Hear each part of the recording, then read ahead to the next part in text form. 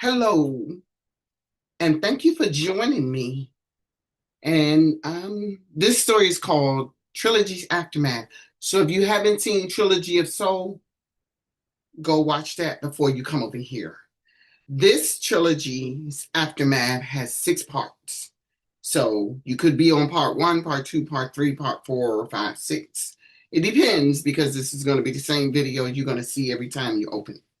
So if you're feeling my vibe, please like and subscribe and enjoy my video show. See you on the other side. Bye.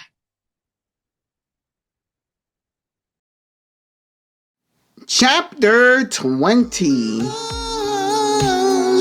on me. I won't stop loving on you. Loving on you. Loving on me. Loving on you. Loving on you. Loving on you. Loving on me. Loving on me. Loving on you, baby. Loving on me. Loving on you, sweetie. I won't stop loving on you. I won't stop loving on you. 'Cause I love you. Loving on you. Ralph Cook, you owe me a mortgage and a car payment. I told you Cece and Clyde were going out. She had gotten a hold of a photo in the Loudoun County Review of him proposing to her in a restaurant. I'm not paying your mortgage, woman. But you bet me. When you bet somebody, you pay up, Negro. I was right. I don't know why you such a sore loser, Ralph. I do not remember making any such bet. Should I play the tape from that day? 'Cause you know I saved it, right? But don't they look nice? They look good together. Him proposing to her. Yeah, that brother is real, though. He did it right. Now, you know I got some inside info on Cece, right? And this came right from her. And she and I talked, and she gave me permission to tell our listeners that her estranged late father's wife called her on the phone to tell her where and when his funeral services were held. Oh, word? Did she go? What? She told that heifer to kick rocks. You know what, Jenna? You be fabricating stuff, though. Do CC even talk like that?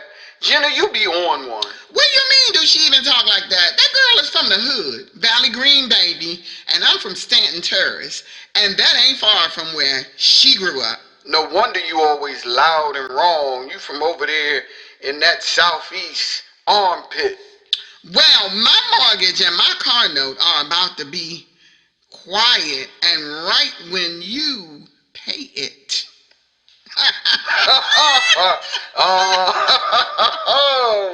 You got me on that one, but listen, I gotta admit, I did not see that one coming with CC and Clyde. I'm intuitive. The chemistry with them was strong. Jenna, should I go back to the time when you thought the chemistry was strong with him and Tessa? Oh, I cannot believe you throwing that in my face, Ralph.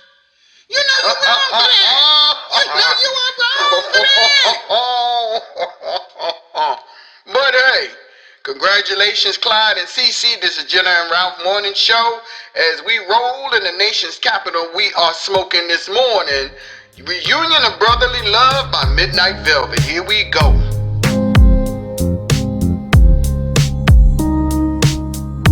We had gone about our separate ways, but we were never very far away. We were building up our separate lives, then we realized how time flies. When I looked up on the calendar, the 1990s had arrived. It's time for our parents to know that we had survived.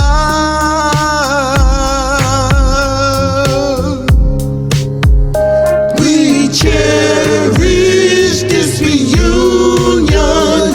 Our brotherhood is a communion of a time in history is that mystery.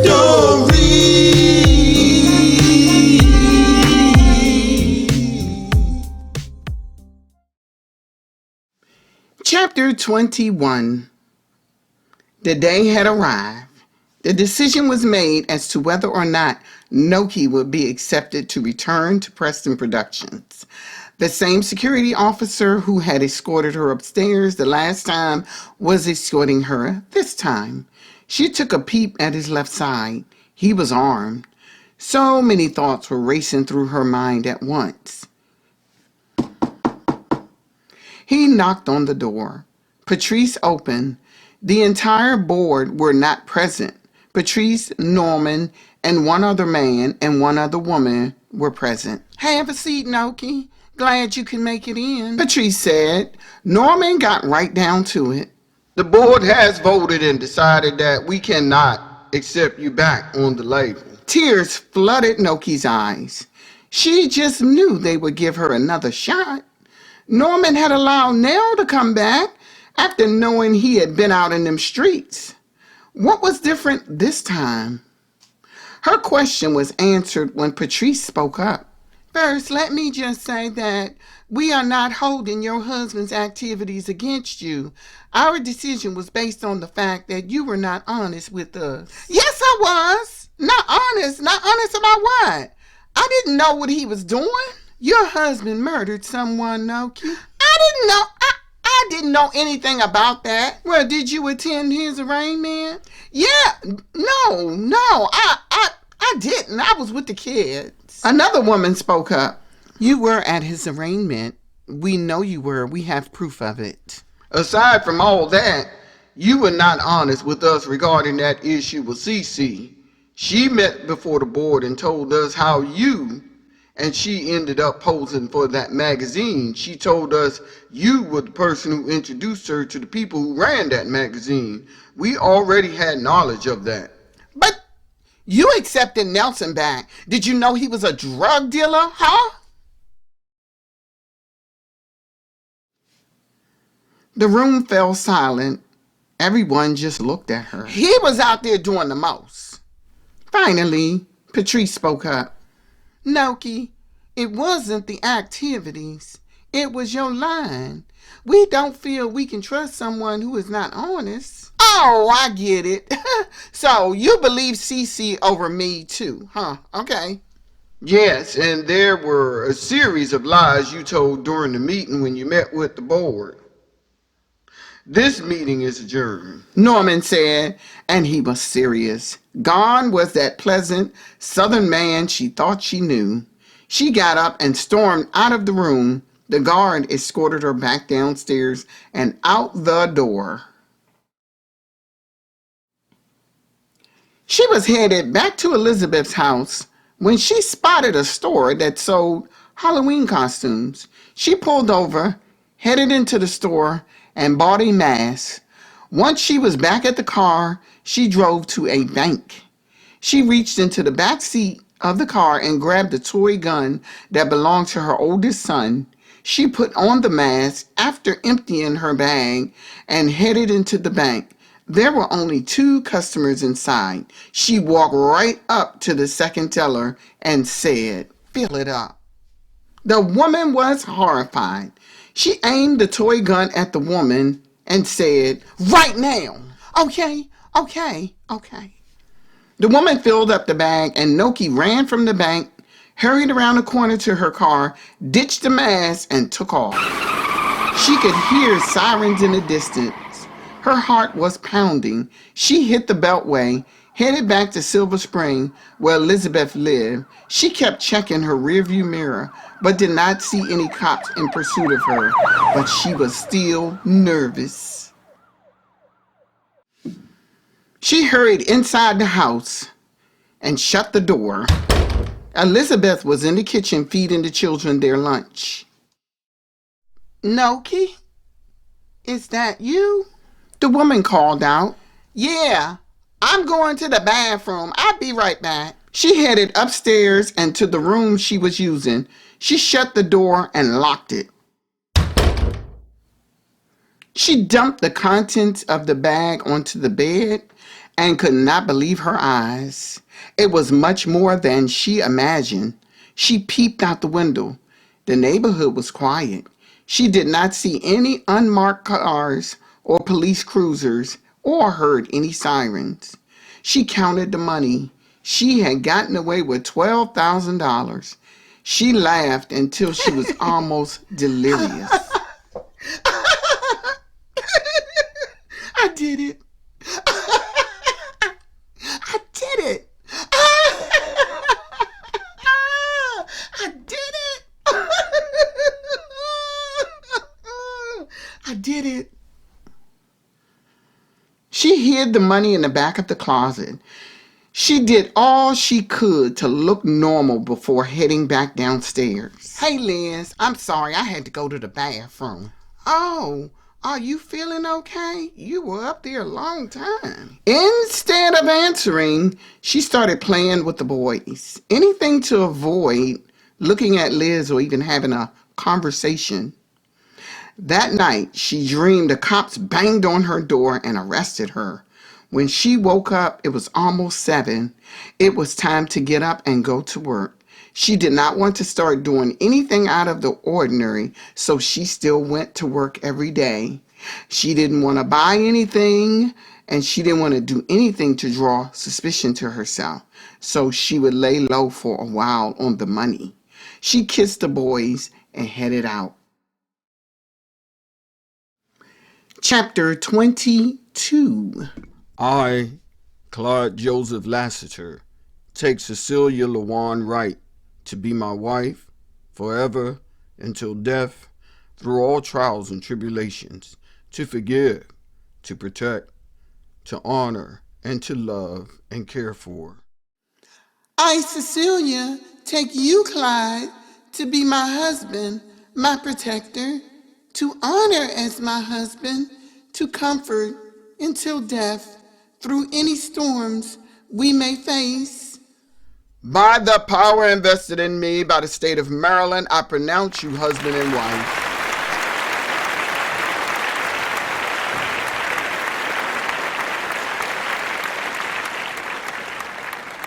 The wedding was held at the Mox Theater, owned by the Prestons.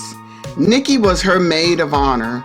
CC did not want a huge wedding, but Norman paid for it. Therefore, so many celebrities were there, including all of Norman's nieces, Yolanda, Cartian, Tessa, Tawanda, Nikki, Alice, and Darcel.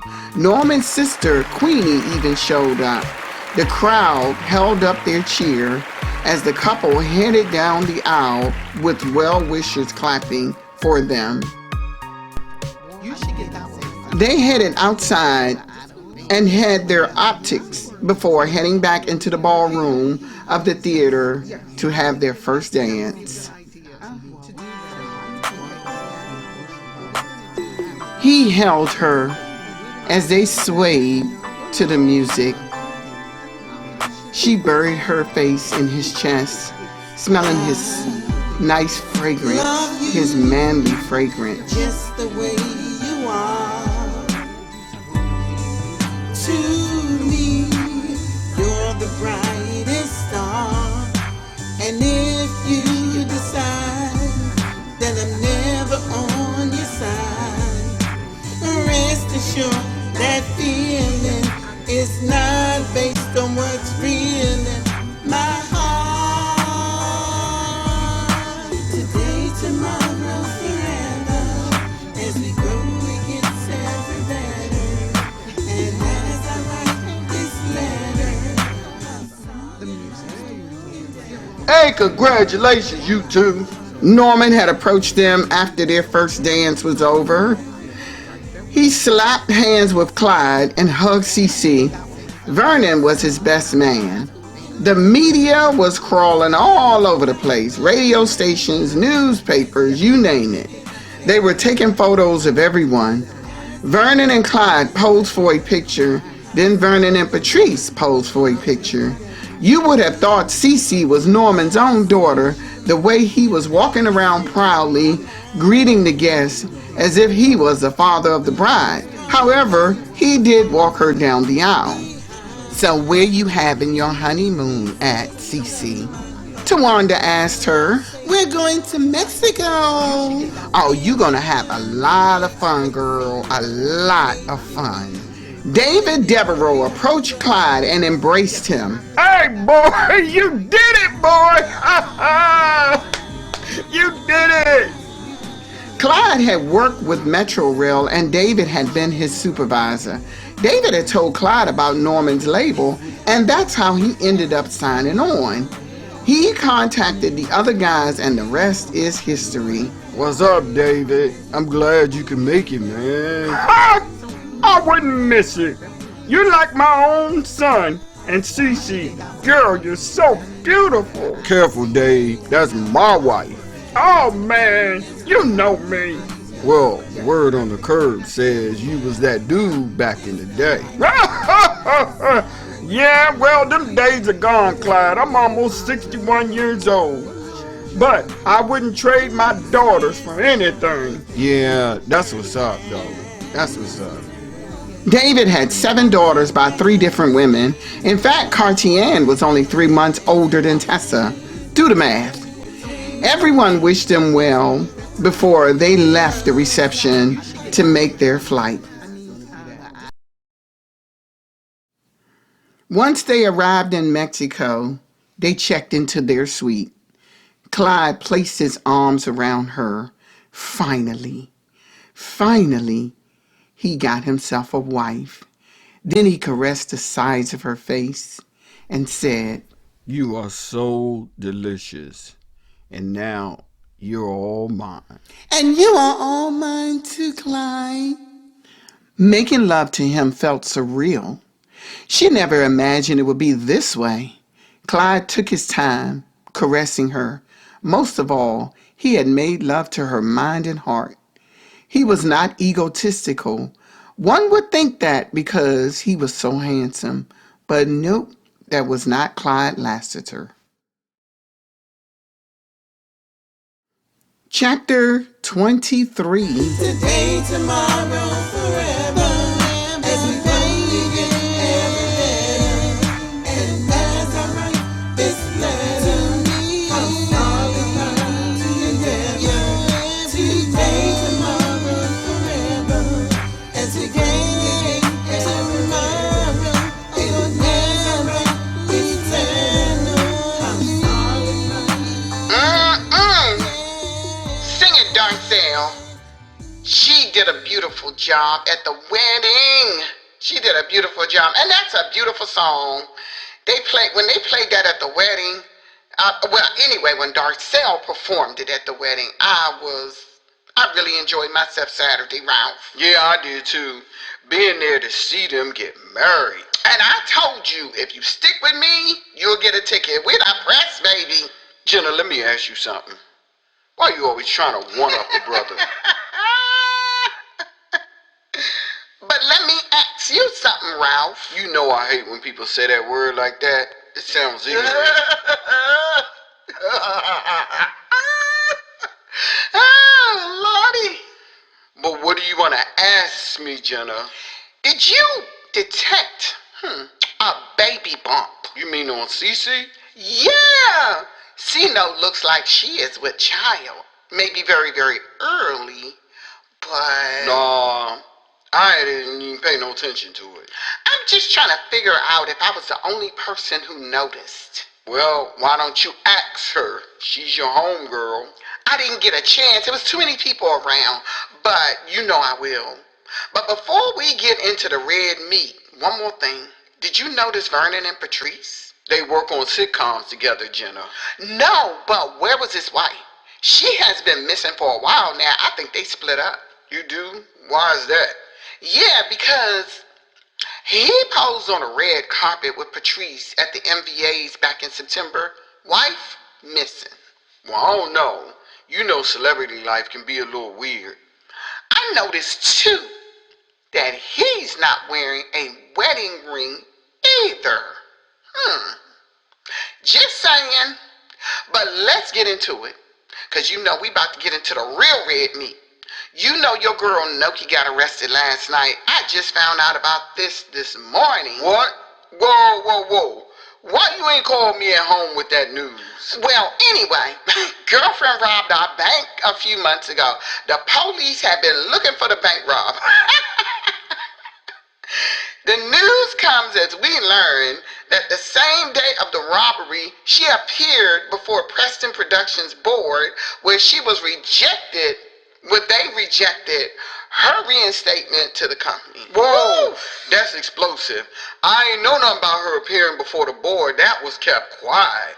Girlfriend has been walking around for 4 months, but the police was called by, wait for it, pay attention, her own mother-in-law when she discovered a bag of loot hidden in the closet. The mother-in-law put 2 and 2 together and she called the authorities. Woo! Dang. What about the kids? Well, I guess they still in the custody of the grandmother. Apparently, she was living with Mac L. Booth's mother. Maybe the mother-in-law got pissed because Nokie was sitting on all that loot and didn't even share any of it with her. So she turned her in. Sure did. Turned her right in. See, what goes around comes around. Nothing good comes your way when you do bad to other people. Well, she did do plenty of dirt to her own friend. You know what? That was trifling. I don't even feel sorry for her. I feel sorry for them kids, though. The 2 criminal parents. I feel sorry for them kids, too. Well, anyway, this is the Jenna J and Ralph Cook morning show. We are roasted in the nation's capital. I'm going to give y'all a little bit of something from the throwback days. Give Me a Chance by Midnight Velvet. Here we go. And we will be playing Midnight Velvet and CeCe's music throughout the day.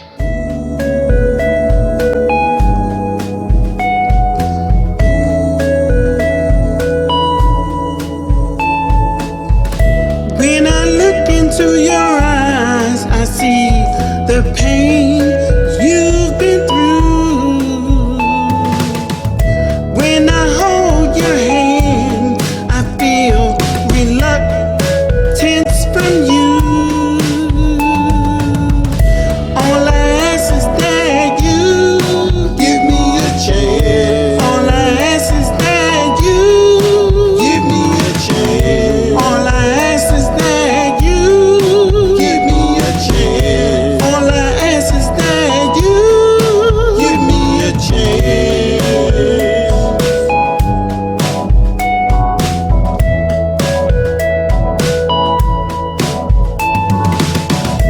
If it was not for him, you and I would have been together, happy and madly in love. All I ask is that you give me a chance. All I ask is that. Hello, and I hope you enjoyed all 6 parts of Trilogy's Aftermath. I have other shows out there or video slideshows, such as But She Got 3 Kids. I have Lost Ones. I have The Planet. And I also have Preston Records, The Story of Midnight Velvet. There is more stuff that you will see coming down the pike. And if you made it this far, chances are you enjoyed what you saw. So I appreciate you coming. I appreciate you joining me. Please don't forget to like and subscribe. And until next time, I'll take care. Bye-bye.